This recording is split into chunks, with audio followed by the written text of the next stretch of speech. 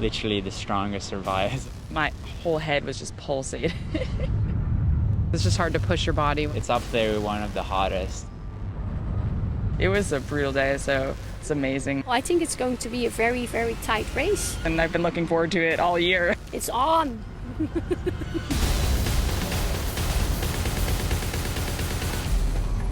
Welcome to the first edition of Challenge Aruba. The Dutch Caribbean island of Aruba, just 20 kilometers off the coast of Venezuela, is best known as a holiday paradise. It's guaranteed sunshine, warm, clear water, white sand beaches, and a relaxed way of life attracting visitors from around the globe. Add the divvy trees, the giant cacti, and extraordinary rock formations. This island has everything a tourist might want.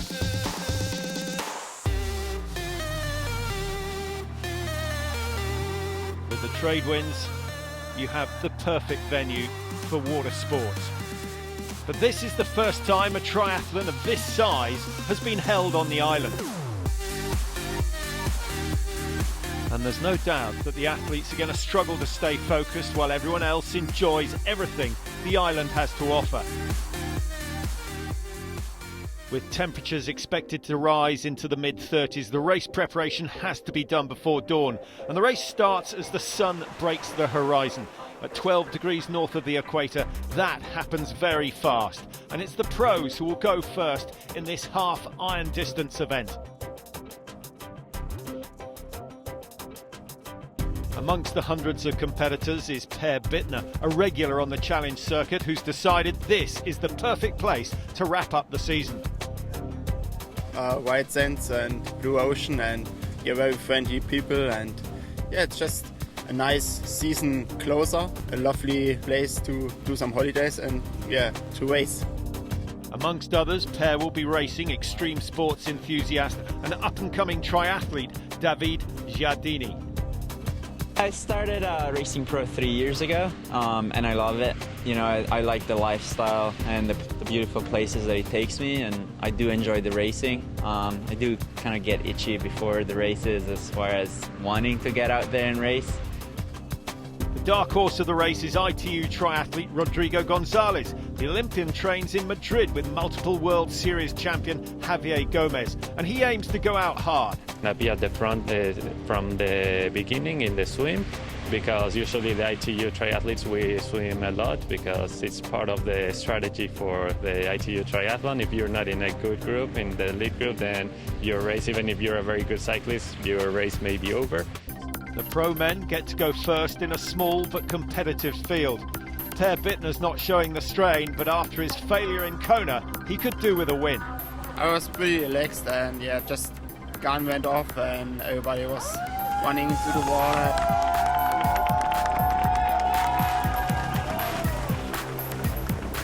I felt pretty confident in the swim.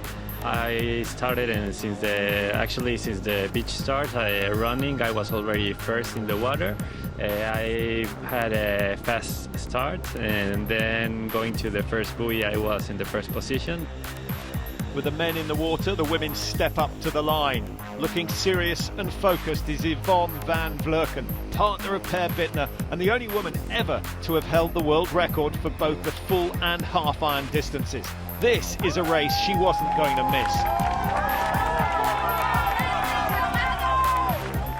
We're really happy to be here at the first edition of Challenge Aruba.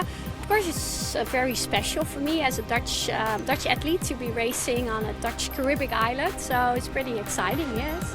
Another Dutch athlete is Miriam Beard, who recently moved to neighbouring Curaçao, but still struggles with the local conditions. I'm not really good at racing in the heat. Why do Challenge Aruba? But it is the challenge. To race here, it's a lovely island. It's like paradise, and then the heat is just a factor that you have to deal with. She's also got to deal with Heather Jackson, who's coming off a third-place finish at Kona, the Ironman World Championships. The second challenge announced they were going to have a Challenge Aruba. I emailed in saying, I want to come to this race. So I'm excited to be here. It's beautiful. Everyone here is so nice. It's awesome.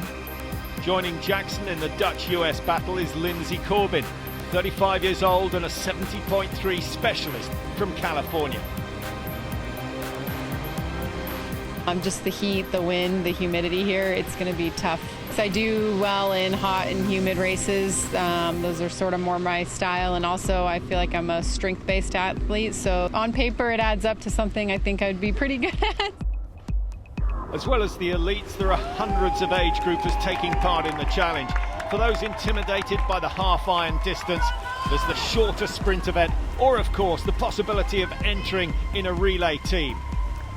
The main race starts with a 1.2-mile swim in the warm waters of the Caribbean, right in front of their hotels on Palm Beach. At 27 degrees, there's no need for a wetsuit, and with a high salinity, these are fast swimming conditions. In the men's race, David Giardini's leading the group, with Gonzalez right on his toes. We swam out from shore, and beautiful coral reefs and some awesome fish actually at the bottom. Giardini might have time to watch the fish. Per Bittner, on the other hand, has lost touch with the main group.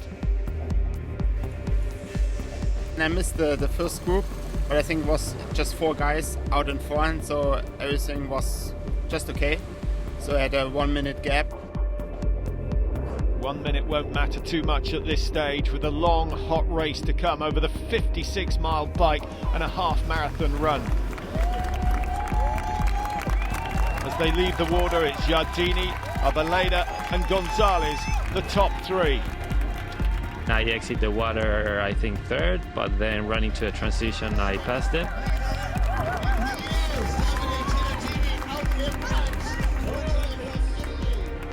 I just got past going out. I don't know if my transition when I put the helmet was a little bit slow because I got passed by another guy.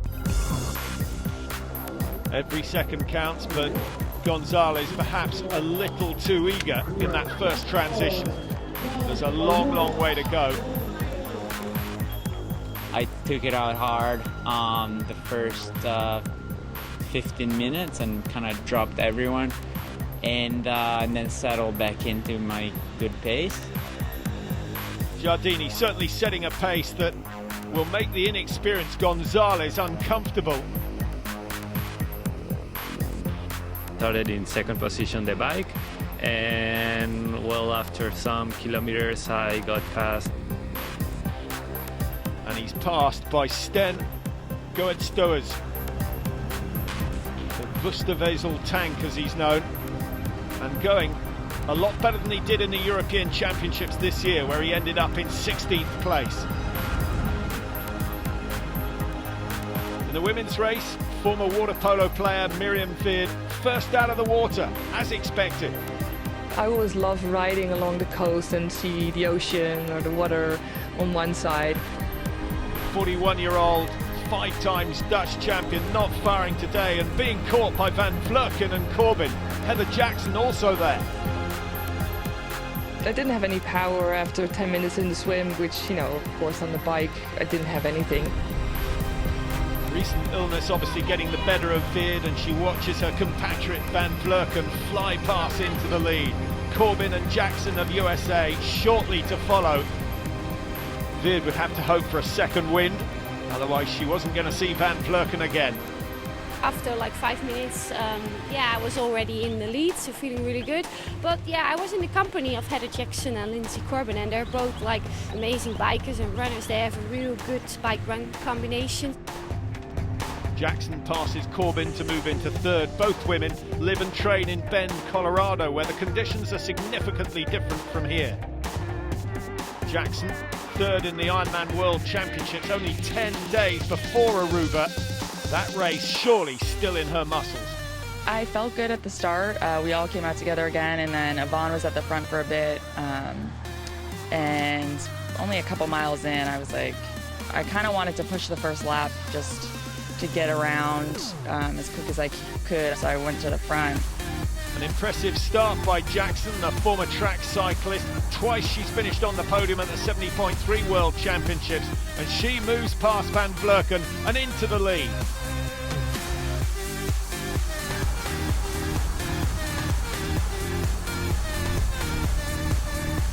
The cyclists now move away from the coast briefly on one of 2 short, sharp climbs. The first one taking them into the Tierra del Sol Golf Resort.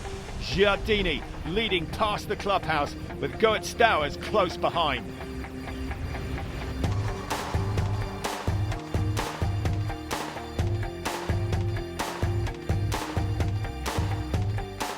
Then it's down and up again for their first pass of the 100-year-old California lighthouse on this 3-loop course. It's also a great opportunity to see where the opposition are. And the two leaders pass Bittner and Gonzalez as they come up the hill.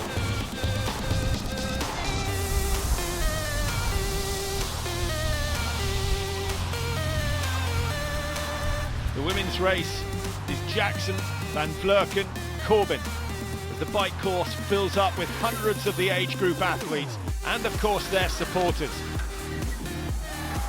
Although the pros won't take much more than 4 hours, many are going to have a much longer day out than that with the tropical sun.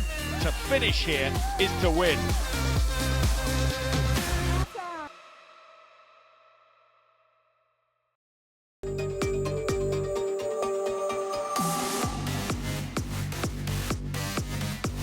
Welcome back to Challenge Aruba with the athletes out on the 56-mile bike course. David Giardini is leading with Goet Stowers in second place. Per Bittner and Rodrigo Gonzalez not far behind. The women's top three is Heather Jackson, Yvonne Van Vleuten and Lindsay Corbin. Giardini's been setting a strong pace up front, but luck always plays a part in these long races, and things are about to turn against Giardini. I had a mechanical, actually. I dropped my chain, so I had to stop, and at that same time, he caught me. And with Goet Stowers now in front, Giardini has to change his strategy. I try to race off the front so I can do my own race, and usually you can do the fastest run by holding a steady state effort. So I wasn't super stoked on that mechanical, having to step off my bike and put the chain back on and had to ride harder than I wanted to. But, you know, I didn't want that guy to ride away.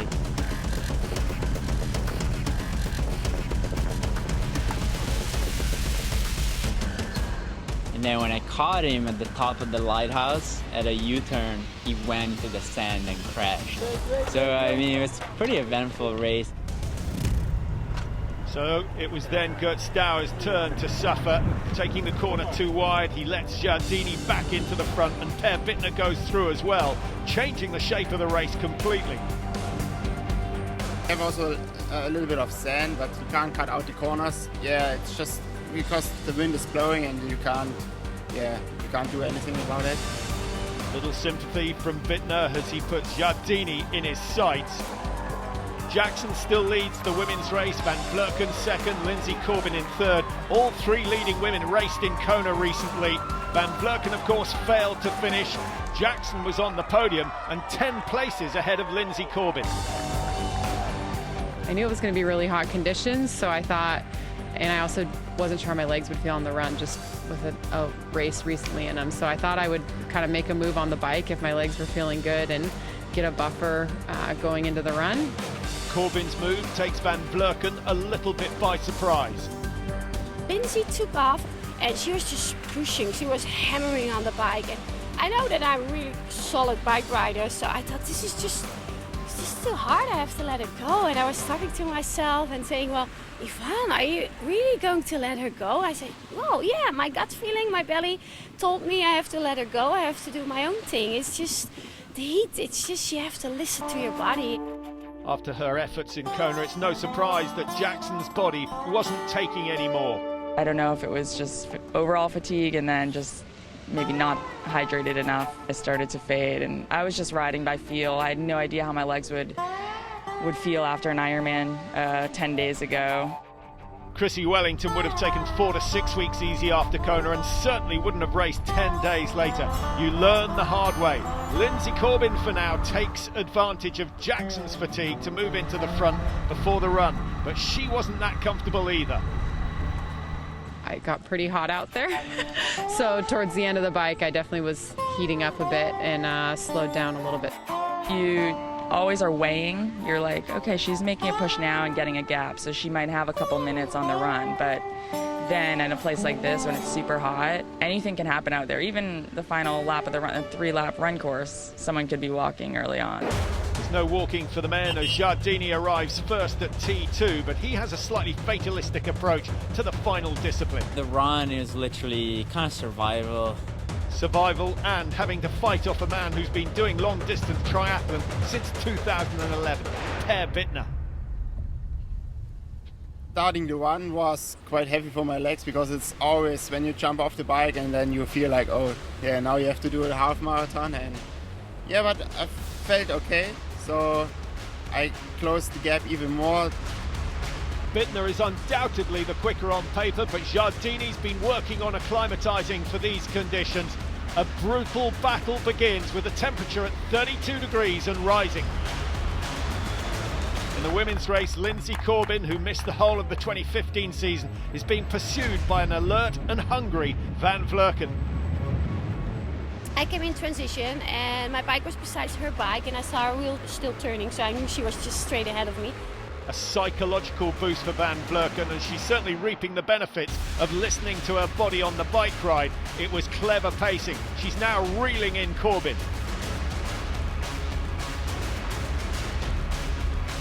On the run, it was so hot and I just was really tired, fatigued from racing a couple weeks ago. So Yvonne passed me early on and I couldn't even go with her, respond. And so yeah, then I just was kind of in survival mode. I knew I would have a solid run in my legs, but Lindsay is a very good runner as well, so I knew it was going to be very exciting. But you know, it's always good for a race to have a nice battle out there on the run.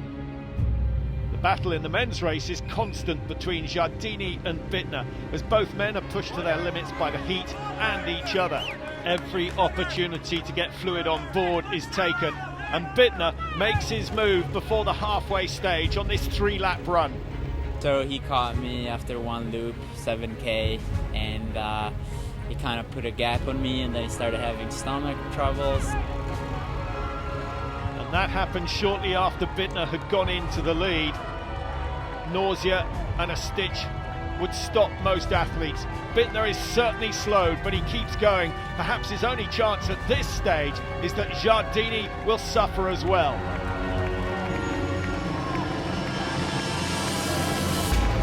But Giardini seizes his opportunity. He goes past the German with a spring in his step and accelerating away.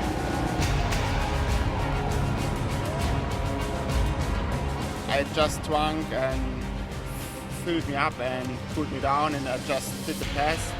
But then after, I think it was 10 Ks into the run, I had a really bad time. I don't know, it was just I overheated a little bit, I puked a little bit, and I knew, okay, something is wrong with my body. It is mentally really hard. And then you see also the hotel guest lying on the beach, and you have to just to suffer. And it was, at this moment, it was just the fight to finish the race, and I thought, okay, now you really have to move, otherwise you jump off the podium and you are going home without anything. Fighting talk from Bittner and the thoughts of a pro who races to live. He knows that 2 successive DNFs can be career-changing. With just a few thousand metres to go, Bittner is starting to pick the pace up, and now it's Giardini's turn to suffer. So close to that finish line. Bittner, longer legs, longer stride, somehow has brought himself back from the edge of defeat.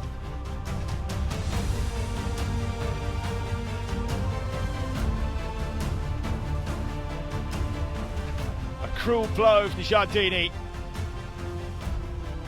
He's raced well, but Per Bittner once again goes past, and when he goes past an opponent, he always makes it quick. Well, the race is not over until it's over, but on this occasion, Per Bittner too strong in the home straight. He dug deep, he dug very deep. That mechanical that Giardini had on the bike ride could well have cost him the victory, but take nothing away from the German Per Bittner. He gets a fantastic win after the massive disappointment of Kona. Giardini hardly has the strength to mount the finish ramp. Second place is good, but it's not the result that he came for. It's Bittner who's the champion in Aruba. At the last K, I saw him in front of me and I cooled my body and drank a lot of Coke. So yeah, I don't know where it came from. We say in Germany, when the horses smell home, then they go a little bit faster. So it was like for me for today. It felt like a marathon at the end. So it was just, I'm happy I survived and I'm happy I won. It was very challenging. It's up there with a lot of the hottest races I've ever done. I enjoyed that race, even though I didn't come home with the win.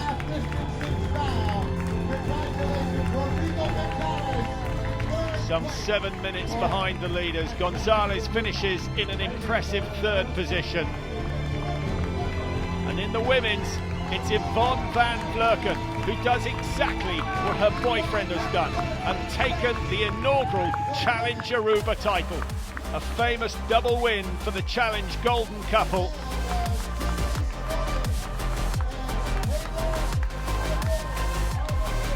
Lindsay Corbin is second across the line. A strong performance, but an exhausting one. And Miriam Beard of Holland passing Jackson in the last kilometre to take third place. After a slow start on the bike, she recovers well. And it's Jackson who finishes in fourth place. She led early on the bike, but had nothing to give in the latter stages. Well, to come here and finish first at the first edition of Challenge Aruba, and then my honey pair comes to me and he's holding the thing with me, and I don't understand because you don't get anything from the men's race. I didn't know what was going on, and then he just tells me that he won. We so wanted to win, like a race together. We've been second together, we've been third. Every single race we're sticking together, and now he just won. I'm so proud of him, and I'm like even so more happy that he won than my own win. The run, it was hot out there, but beautiful course and wonderful support. So yeah, I'm happy. Good way to end the year, and couldn't imagine a better place to do it than Aruba. An incredible, unforgettable race for the elites and the age groupers, and of course the spectators. I love it. It's just gorgeous here. Absolutely most incredible race I've ever seen.